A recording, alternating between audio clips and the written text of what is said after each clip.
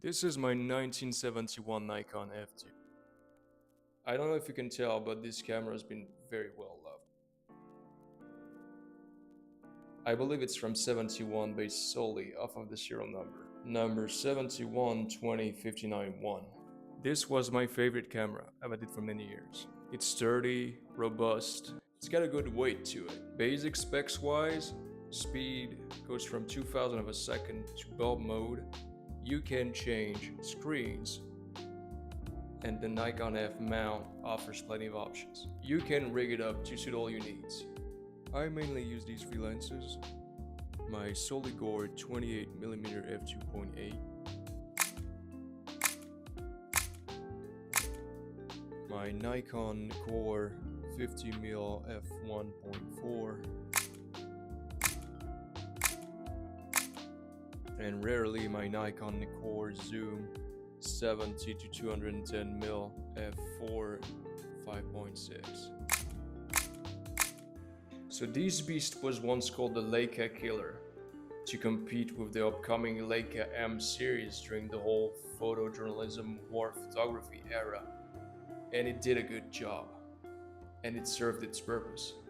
The Nikon F series were used to cover conflicts in the Cold War era such as Congo, Vietnam, Cambodia, and Afghanistan.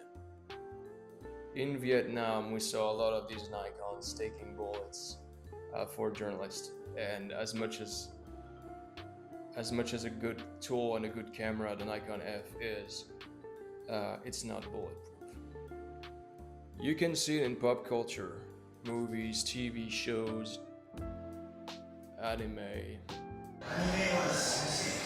around the neck of a badass photojournalist, war photographer, when it's not a Leica M6.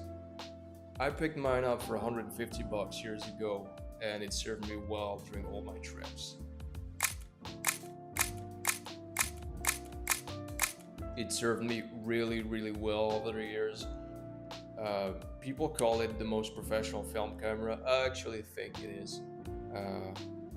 You cannot tell from this one, but it is a very pleasant camera to work with. It has a good feeling to it. The sound of the shutter speed is just But even though the F2 has been called a tank by the film community, well,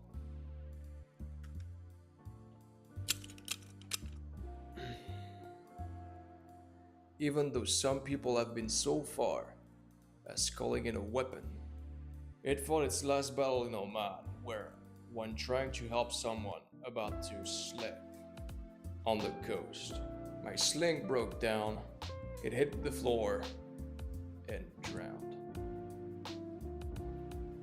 You were a good fighter. Sadly, this was your last battle. And please don't mention the film that was still inside and submerged in salt water, which is highly corrosive. Thank you. Anyway, here are some examples.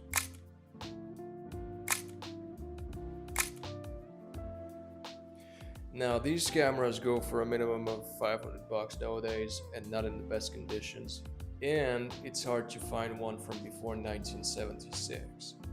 I like that camera because it was from 71, an era where Vietnam was still going on, and perhaps it even saw service there. I don't know. So it's not worth repairing it. Salt water is very corrosive. Everything inside has been damaged. So I'll most likely have to find another one, sadly. Thank you hipsters for making prices skyrocket. Joking. Promise.